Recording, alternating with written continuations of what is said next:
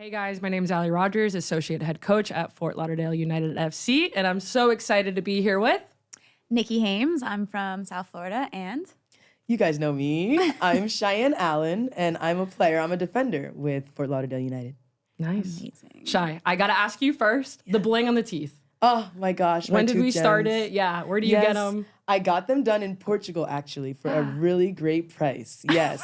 I'm like price. scared to do it in Florida now because I feel like, you know, America loves the bling, and I'm loving them, and I'm hoping to get like some grills soon. Really? I'm gonna wait a couple paychecks before I jump into that. But yeah, I'm excited. I'm excited to, just bling myself out. Cool. Yeah, Well, yeah. We're heading into week 3 of training camp. Yeah. Let's learn more about you, where you're coming from, all that. Yeah, I went to college at Brown in Rhode Island, and I know. Yeah, I know. yeah, we've met. We've met. No, but I loved Brown. I loved the culture there. I had a really successful 4 years.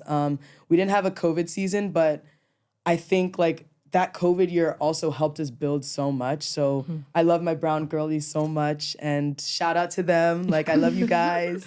So after Brown, I went to Portugal, and I loved Portugal as well. I was in the Liga BPI, and I wouldn't say we had a great season, but I think we really bounced. We came back later that season, and that's like what's most important. We were close to getting relegated, and we stopped that. Like, the games that mattered, we turned up in, and we had that dog in us, just like how I wanted to be here in Fort Lauderdale.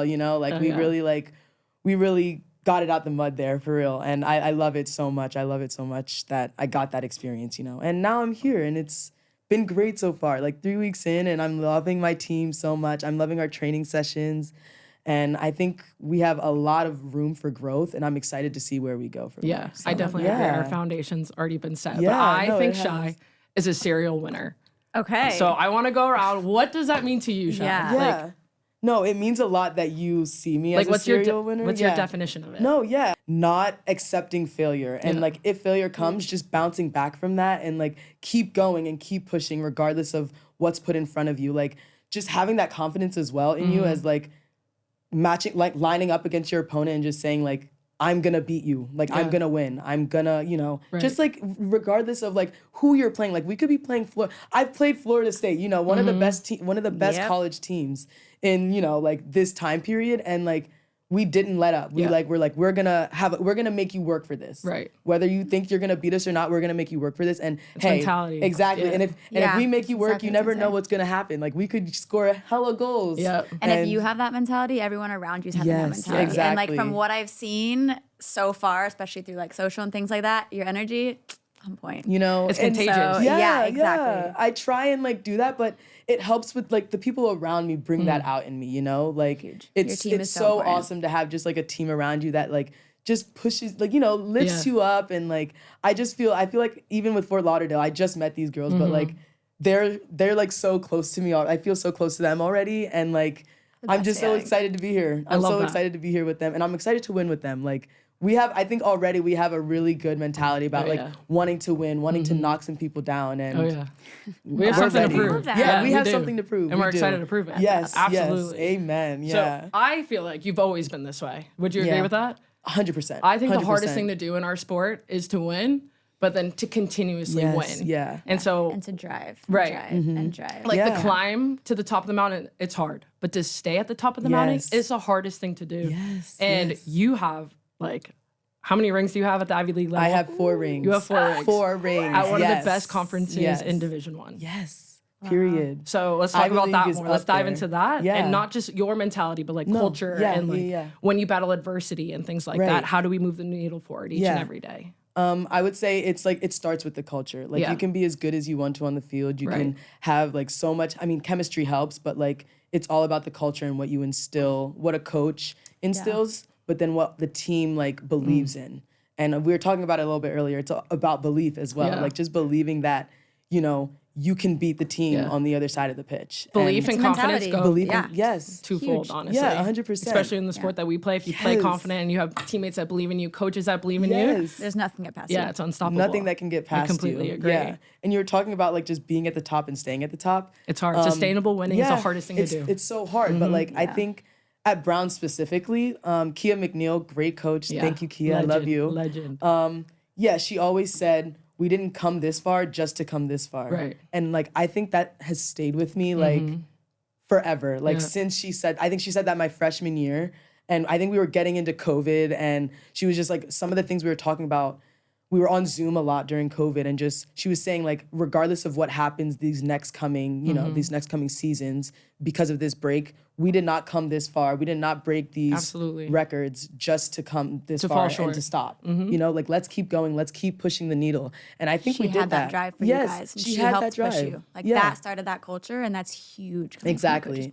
And we just all believed in it. We all bought into that system, and like we got down, we had fun. We we were a really good, we were a really good squad. But when it really mattered and when it really counted, like we were locked in. Like we all had one goal. time. I definitely think a team's character and a player's character is revealed when they're battling through adversity. Oh my so gosh. talk about a moment where things weren't going the right way or not towards a game plan, and then like how was the culture shown, and then I think it was my junior year, and we were playing Hofstra. Okay. And it was our first game of the season, and we had a great squad. We had a couple transfers coming in, and then backstory, Hofstra always makes the NCAA tournament most of the time. Very talented Division I. Very good group. And they also had a lot of international players, and like we weren't thinking anything of it though. We were like focused on ourselves. We're like we have a good squad here. Like we're all close. Like let's go into this. We ended up losing 4-0, and that was. It definitely set us up. We were just like, okay, we don't want to do that again. And I think that's what comes with adversity is just like having that feeling of like, darn, like this sucks. Like this sucks to feel this way, to lose like this, or just to like go through this. And ever since then, we were just like, we don't want to ever like feel that again. Yeah, like, we don't want to feel that. And we're going to try like our hardest to never feel like that again. And I think that drove that season like, so far because we just had that adversity right from the get-go. I definitely think you win, you lose, you tie, you can learn from it all. Yes, and you can grow from it all. Exactly. And especially doing it together is huge. Because knowing where someone's like, what can push another person, what can push this person, like knowing your teammates, be like, all right, you fell down on that? Yeah, we all fell down on that. We're going to push it together. Exactly. And I think it helped that we were such a close team as well. Like, chemistry is so huge in this sport. It's so huge. And it takes a team a long way. It really absolutely. does. It really and does. like that environment, I always say this, like, there's one thing to have chemistry on the field, but your chemistry and environment off the field brings you right back onto the field. Like, it's so important. It correlates a massive correlates so much. Like we should be a big family. We are a big family. Yeah, and we are. Yeah, we are crazy like how already. Close our team is. Yeah, already. Like I feel so close. Like I feel so close to you guys, like the coaching staff, and like it's week 3. Like imagine how far we can go. You know, so that's what I'm most excited about. Like just like people coming out, like seeing, oh, this is a new professional league, and let's see what it's all about, and like just showing people that like we're meant to be here. Like we're gonna be a problem. This whole league is gonna be a problem. Like there's gonna be some good teams, and there's gonna be some really good games and competitive games at that. Like I think I want to say, of course, we're the best team, but I think there's going to be a lot of good teams, and there's going to be a lot of good games because of how good these teams are. Like, absolutely. Means the competitiveness is there. I know, exactly. And everyone's going to want to come out to watch this. So I'm super excited. I think we're the first pro soccer team in Fort Lauderdale. And from someone who grew up in this area, I can't tell you how excited I am. And I work with a bunch of youth in the area and a lot of females, and everyone constantly asks me like, oh my God, I can't wait. I'm so excited. There's a women's pro team here. We have a path to work towards. We get and to about watch time. them. Can I just say that? About time. About time. I'm so happy you said that, because like I think it's also just good for the youth to like come and see like it's like this, you can do this too. It's crazy. Yeah, the path is literally right there. Right there. Yeah. Even think when we were growing up, we're the same exact age. The only route that I could take, that I knew I could take, was to go play pro or overseas. Completely. And there was no really. I played in a mid-major. I excelled at the mid-major, but I knew that the draft, I was going to be overlooked completely. Yeah, absolutely. Exactly. And for me, growing up, like, I have such an interesting story because I never really, like, I loved what I was doing the entire time. I loved playing. I loved the little goals I was going for. I never really... This is why we're still in the game. This is why we're still in the game, I wasn't that kid who was like, I'm going to be on the national team. I'm going to be playing pro. I just, every step of the way, I was so driven to, like, make to the next team, make it to the next level, make it to the next year. So you're a serial winner as well. Like, this is like a serial winner type of table right now. Here we go. Yeah. I love it. Let's go. Talk now. We had to forge our own path. We had to make a way to... And I just... it carved my own path for me because I was doing what I was doing and chasing these little goals. And then I was graduating college and I was like, yeah, no, I think I still want to play. And I want to travel. And then, well, I had to go overseas and there we go. Yeah. But if I would have grown up knowing I had those opportunities there, like right in my hometown where I could play in front of all my friends and my family, insane. Like, it could have been so different. But like, I think it's awesome that we had those experiences overseas. Like, I think I learned a completely different type of soccer. Still playing overseas. And I learned a completely different type of soccer, and I'm so excited to bring that here. Like, one thing I talked about with our head coach, Ty, like, is like bringing what I learned overseas, like, to this team. And I think we have a great group of girls to do that and implicate all of that. So just like, even the walks of life and different the areas. Even if you think of the United States, like regionally, they all play different. Overseas, everyone plays different. And then coming now, it's like the melting pot, Fort Lauderdale, all of it. Yeah. That was the craziest. So I've played in Europe, I played in South America, and I've played here. And the different style of play in each one, not only like on the field, but then also you have the cultures off the field and like how it's all managed. And to be able to go to each place and like build relationships, build friends, build teammates, and then come back here and be able to work with the kids that I'm working with and help them and like take what I learned over there, and then the teammates that I play with, and huge. Learning from everywhere you go is amazing. Quick question. Yes. Where's your favorite place that you've lived so far? I get this question a lot. Okay, so there's a couple different sides to it because I played in Sweden for 3 years. Okay. So I actually like got to build a home there. Okay, yeah. But then I now play beach soccer, and for that I've now played in 10 different countries, which is insane and amazing. Oh my but gosh. It's shorter stints. So like I went to Costa Rica for a week, I went to El Salvador a ton of times. I've been to Mexico, I was just in Portugal playing. Woo, Portugal. And Portugal is insane. But also the environment was created. So we were in a little beach town with like hundreds of beach teams from all over the world. So that environment was really cool, and I was only there for a week. Insane. Yeah. But then I lived in Sweden for 3 years where I built family, culture, team. I played in 3 different teams. I lived there. Yeah. So it definitely has always like a good special place. Place in my heart. That's awesome. But then like Portugal was amazing. I loved Portugal. So yeah, I loved it has a couple of different parts. Yeah. I think the rarity thing about you as the type of player that you are is that I can see you playing honestly anywhere with your technical application, your athleticism, your speed. Like you're so adaptable in the moment, and that's what makes you the dog. There. Yeah, the dog. Huge. The dog. I think I've always thought of myself as like a versatile player, and I think that's just helped so much with all the teams that I've been on. You know, like a coach tells me like they want me to shoot forward all the time. Okay, I can do that easy. Like I played forward. Coach wants me to sit back. Like in Portugal, we had to sit back a little bit. Yeah. Okay, wait. How is the language barrier in Portugal? And how did it affect your play? Okay.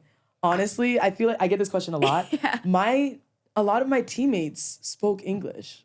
So it was like not much of a barrier. The ones that like didn't speak English, we were still really close because we kind of just vibed, you know? Yeah, like it's they the couldn't energy understand. thing. So you can definitely tell. I couldn't understand them. They couldn't understand me, but like we were still dancing together. Yeah, you guys know absolutely. me. I'm like, we were still out. dancing together, and like they taught me all their cool dances. You know, everything that you see on TikTok is true. They're always dancing. Absolutely, I can vouch for that. Oh my gosh, yeah. So that wasn't too much of an issue, and I think that was like, it was almost cooler when like I couldn't understand. I agree with that. That's what I thought. Like, when we couldn't you had to think of the game differently. You had to solve it for yourself and to kind of and like the little ways that we would like figure out how to communicate with each other was really cool. And like soccer is its own language, which is the biggest thing that I had learned. It's universal. Own language. It's universal. It's universal. Yeah. I think one of the coolest things about this team and about this league is that you get to lay down the foundation. Like the coaches, we can do as much as like we plan to do and what we intend to do, but the players really like lay the foundation for the culture. But also I think it says a lot about you guys and who you bring in too, because like it is one thing to look at the talent, but it's also it's another thing to look at the individual you're bringing in, the type of off the field, the type of person, the mentality, and because culture, like we said, is such a big piece of like you don't want to have that one person on the team that's like doesn't get along with everyone else. They might be a baller, but if they can't play on the team sport and they're not going to get along with everyone off the field, it doesn't matter. So you guys have done a huge, like an excellent job of that, especially like I'm even looking from the outside and I'm like, wow, this looks. I know. I want to applaud you guys for your recruiting. I'm going to do a big shout out to Ali, our head of recruitment. Yes. I've known Ali for way too long. We got some good people on this team, and like I think it shows because we're so close so quickly. Like, we have good people. Someone came in the coaches' offices and they're like, "Did you do a personality test like for how we root them?" Yeah, they're like, because we mesh so well with everyone. So well. Yeah, no, seriously, and I think that's like that. Like, I know we were talking about it before. Like, that winning culture, like that adds into it. That aids in that. You know, like just being able to talk. Like, I feel like I could go out to coffee with anyone on the team right now, and that's so important. Like, there's no man left behind, and like, I love that. Like, I feel that. I feel that. So, no woman, no woman queens. left behind. Yes. No queen left behind. There's a bunch of queens on this team. Absolutely, we're all queens. Yeah. Yes. And I think you guys did your big one. You guys did Ali. Yeah. I definitely think we were looking at it from like a holistic point of view. Like, we know how we want to play. Like, we have ball handlers on our team. Yes. We're athletic. We have a high ceiling, but there's so much more. Yeah. So much more. Oh, yeah. I'm excited to see where we go. I think we were talking about it on our way in. Like, we're doing really well right now, but because we're like, of how we're doing now, we have so much more in us. We have so much more. We have a high ceiling, like you said, and I'm excited to break that ceiling. Yeah, and moving that needle forward every day. Yes. With your serial winning mentality. With our serial winning mentality. I'm gonna say our, because like, we're bringing it. I'm bringing it to FTL. And that's why she's a serial winner.